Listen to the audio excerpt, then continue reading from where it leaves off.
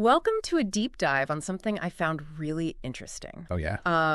It's called the Trident Spectrum Theory. Okay. And honestly, when you first sent it to me, like a political theory Yeah. from Reddit, I was a little skeptical. I understand. But Yeah. the more I read it, I was like, wait a minute, there's something here. Yeah. It's trying to answer this question we all kind of have.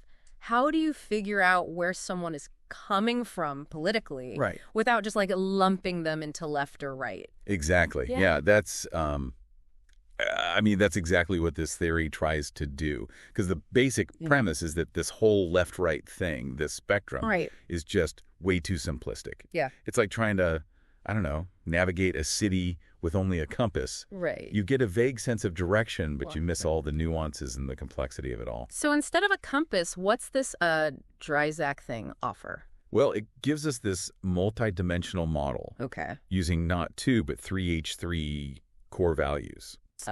Freedom, security, and justice. Interesting. And each of these is scored on a scale of 1 to 10. Oh, wow. So you get a more detailed picture Got it. of someone's political leanings. So it's almost like you're saying, instead of like a flat political map, this is Right. more like a 3D political map. Exactly. Exactly. I like that. Yeah. What are these values? Yeah. Freedom, security, justice. Yeah. What do they actually mean in this theory? So freedom is pretty much what you would expect, right? It's about individual liberty, Okay. limited government interference, free markets, Yep. basically. The more a person or party scores on this, Yeah. the more they lean towards individual autonomy and, Makes sense. less government interference. Now, with security, it's more about stability, protection from threats. Okay, so that's like national defense, Exactly. law and order, that kind of thing. Exactly. So a high score here could mean that someone values a strong military. Maybe tough law enforcement and a sense of social order. Got it.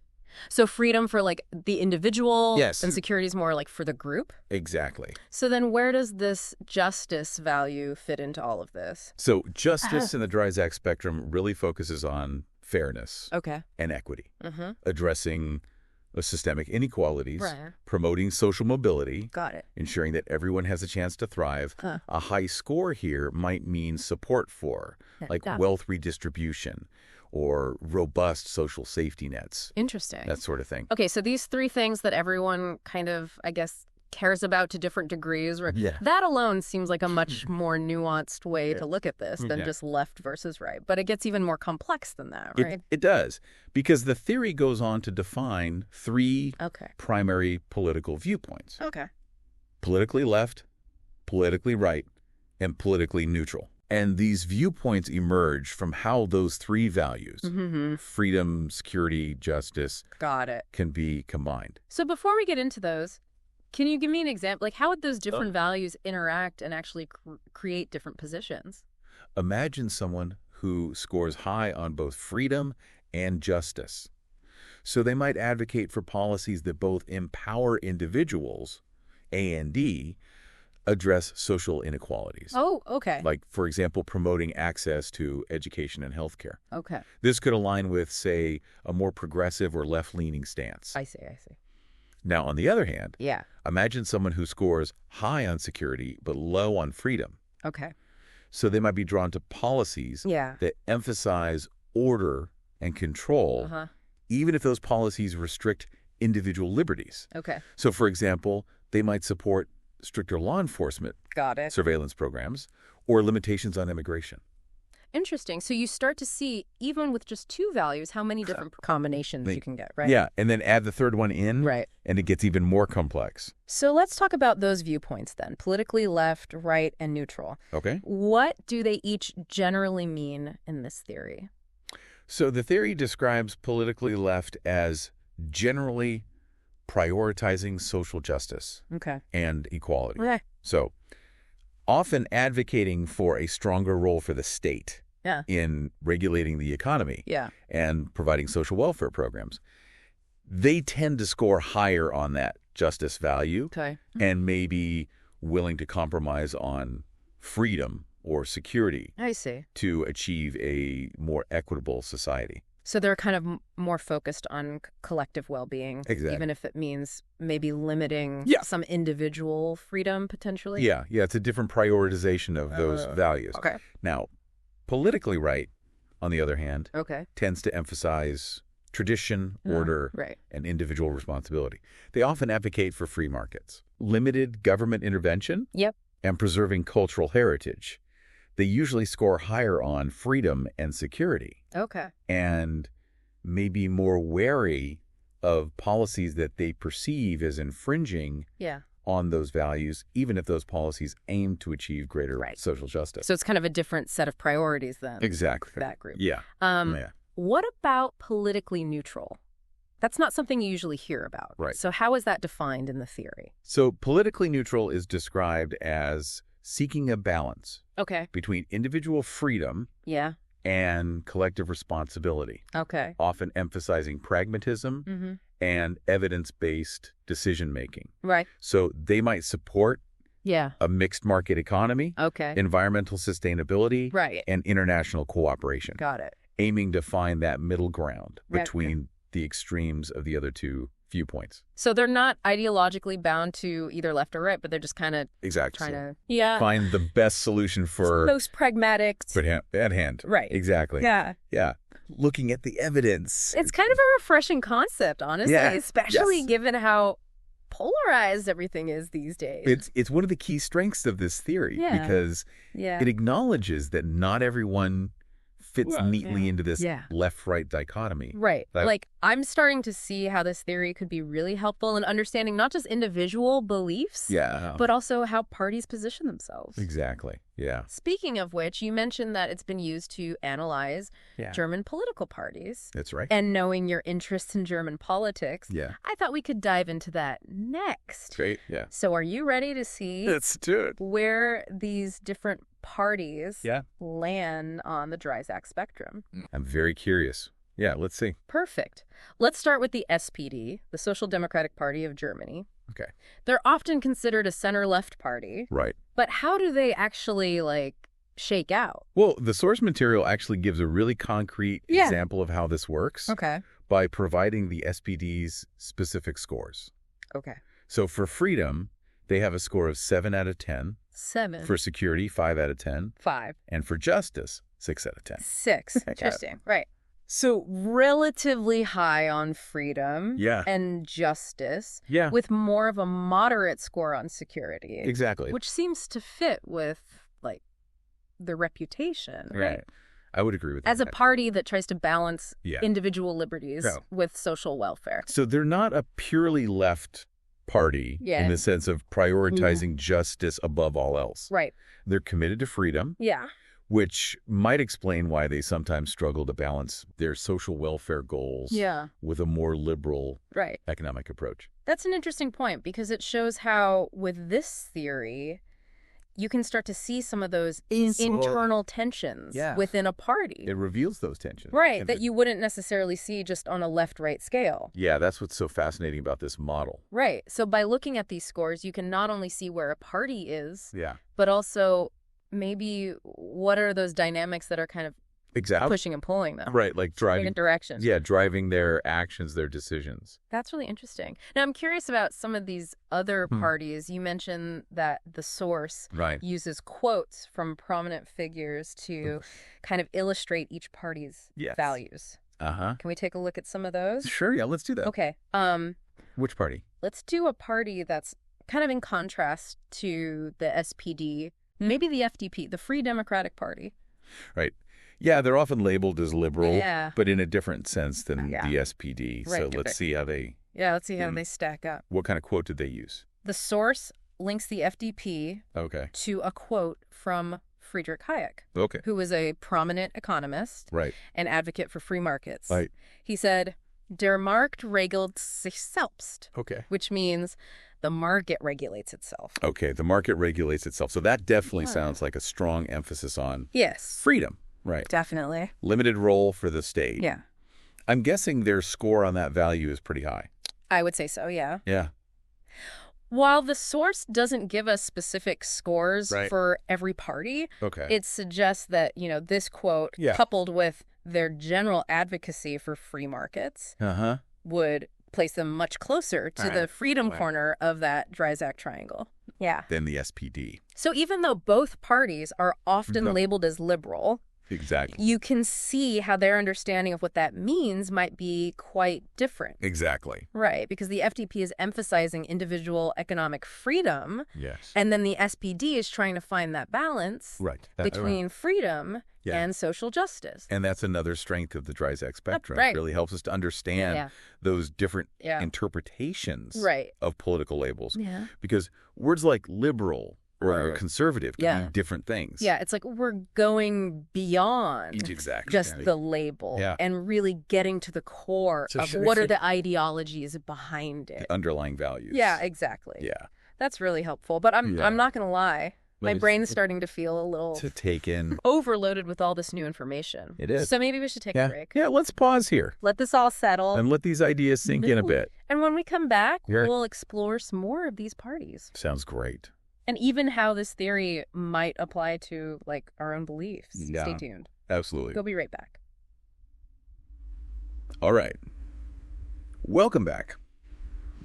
Before the break, we were looking at the SPD and the FDP. Yeah. And how, even though they're both often called liberal, their values, at least according to the Dreisac spectrum, are actually pretty different.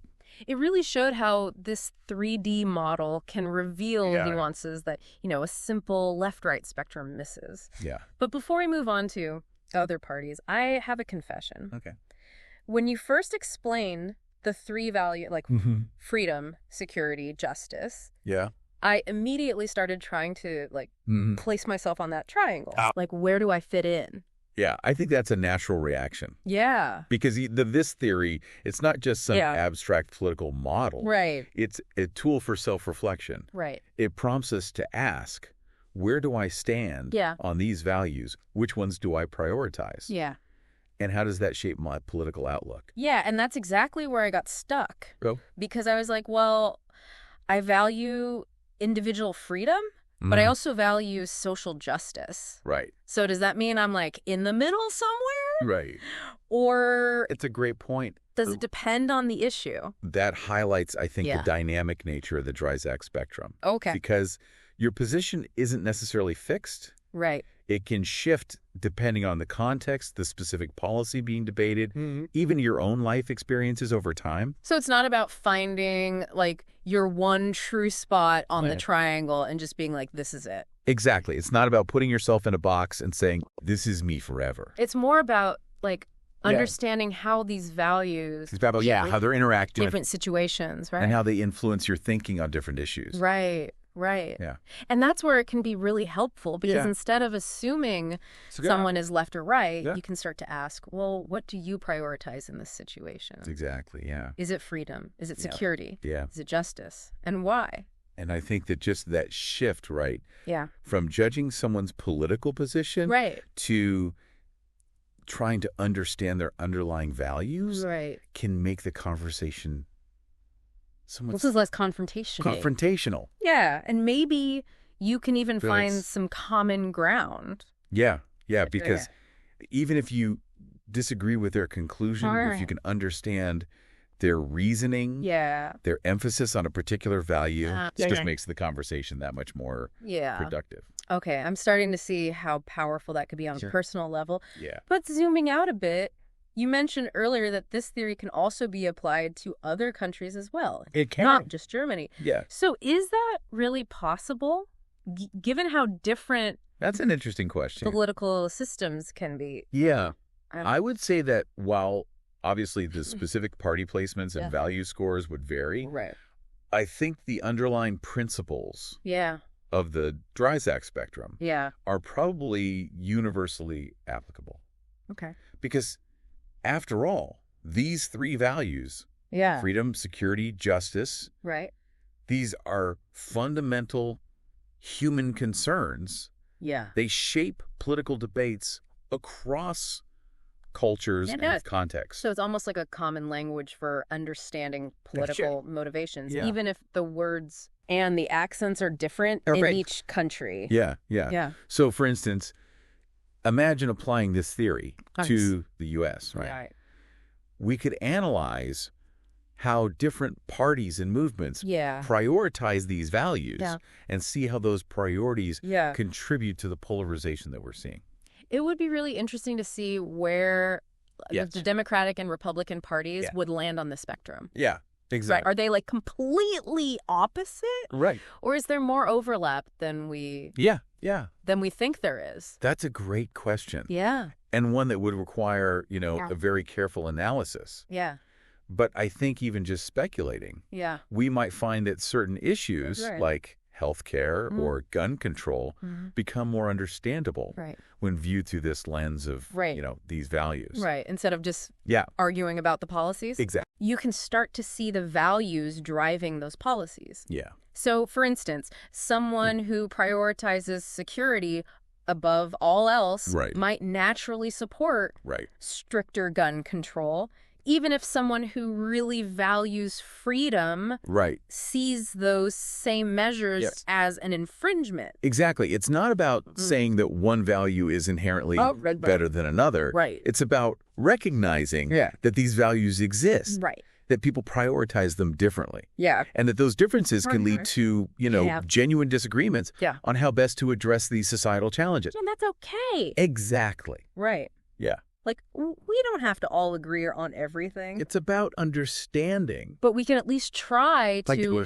where the other person is coming from. Exactly. Okay, now going back to German politics. Yeah. We were about to look at quotes from other parties before the break. Yeah. I'm particularly curious about the Greens. Okay. Given their focus on environmentalism and social justice. Yeah, that's a good one. What kind of quote did the source highlight for them? So the quote they associate with the Greens is, global denken, local handle. Okay. Which means think globally, act locally. Think globally, act locally. Okay.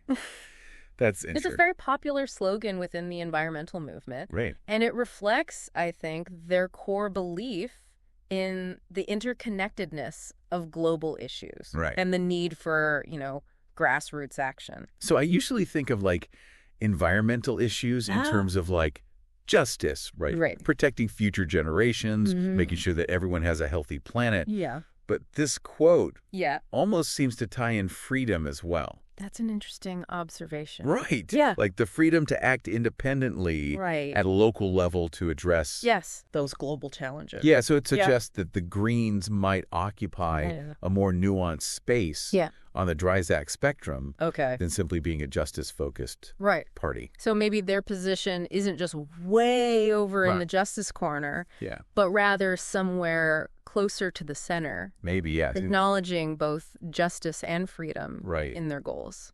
And I think it would be interesting to look at how their specific policy positions reflect that balance. Right. Do they, for instance, advocate for top-down government regulations to protect the environment? Right. Or do they focus more on empowering communities to make sustainable choices? Yeah.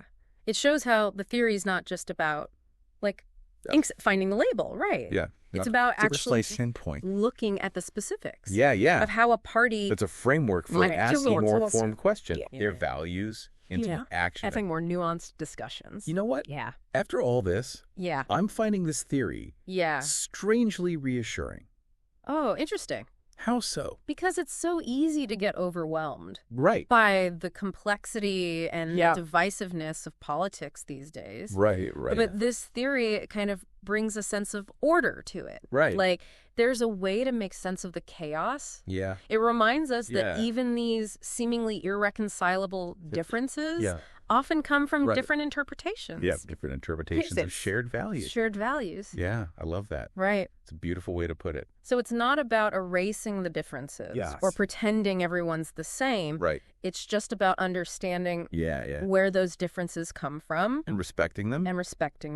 And maybe even finding ways to bridge them through constructive dialogue. And I feel like if we can all just start looking at things through this lens of freedom, security, justice, we can have much more productive and less divisive political conversations. Yeah, I wholeheartedly agree. I think this theory, while still relatively unknown, holds immense potential for fostering greater understanding and empathy in our political discourse. Well, I'm definitely going to keep it in mind as I'm navigating the political world. That's great. From now on.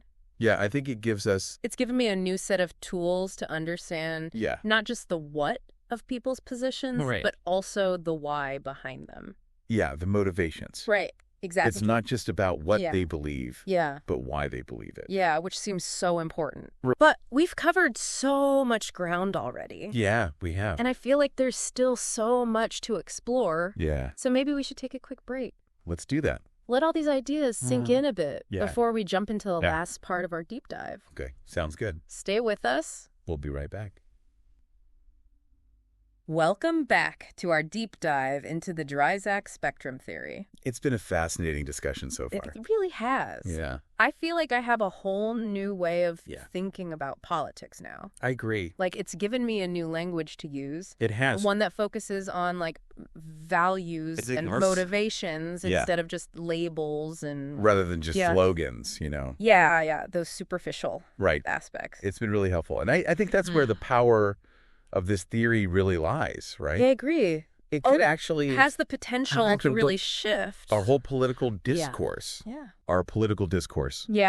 Away from those. Away from all the shouting. Catches the unproductive arguments. Yeah, and towards more meaningful and constructive conversations. But let's be realistic for a second. Yeah. Politics can be pretty messy. It can. Right?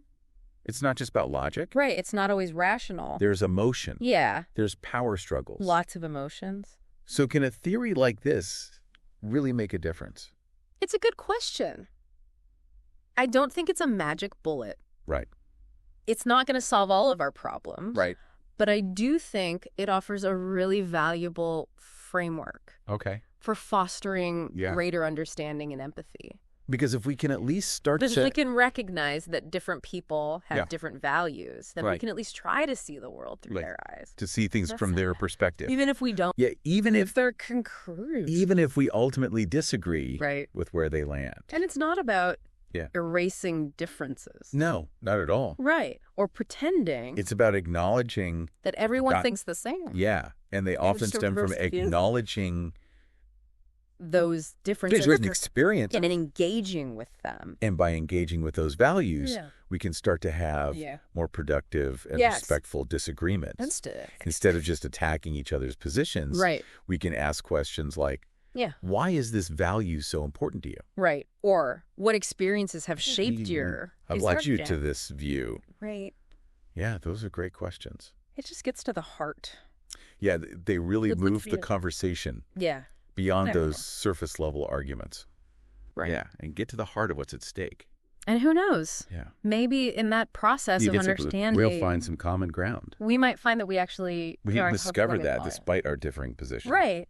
Or we'll realize that our disagreement is coming from. Or that it stems from different interpretations of the same core value, like freedom or security. Yeah. And that realization can be a powerful bridge. Because then it's not us versus them. Exactly. Okay. It's just fellow human beings grappling with these complex challenges. Right. Yeah. You mentioned earlier that this theory can be applied beyond Germany. It can, yeah. And knowing your interest in global politics, I'm curious, could this model help us understand... It's an interesting question. Some of the polarization and division we're seeing around the world. That's a question I've been thinking about a lot lately. Yeah. And while I'm always hesitant to make any grand predictions, I do see real potential for the Trident spectrum to shed light on the global political landscape. Like how so? Imagine applying this model to, say, conflicts in different regions. Right. Analyzing how different groups prioritize those core values. Freedom, security, justice. Right. And how those priorities contribute to the conflict. So instead of just seeing a clash of ideologies, you could start to see it as a clash of values. Exactly. Which could help you find... And that reframing alone solutions could be really powerful. Right. Because it shifts the focus away from... demonizing the other side. Those intractable ideological battles. Right. And towards a search for common ground.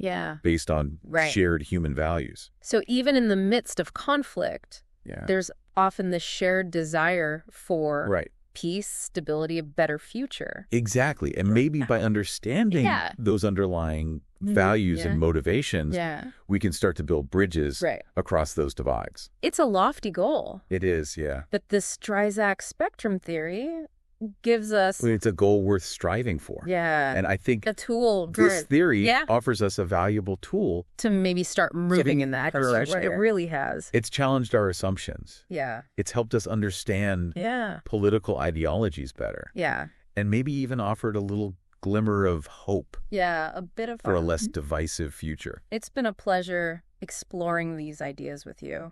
Likewise. And I encourage everyone listening to continue the conversation. Yes. Reflect on your own values. Yeah. Engage with those who hold different views. Yes. And consider how this theory might shape your understanding of the world around you. This deep dive has been a real eye-opener for me. I'm glad to hear that. And to everyone listening, I hope it's been just as thought-provoking for you. Me too. Until next time, keep exploring, keep questioning. Keep those mental gears turning. And we'll see you on the next deep dive.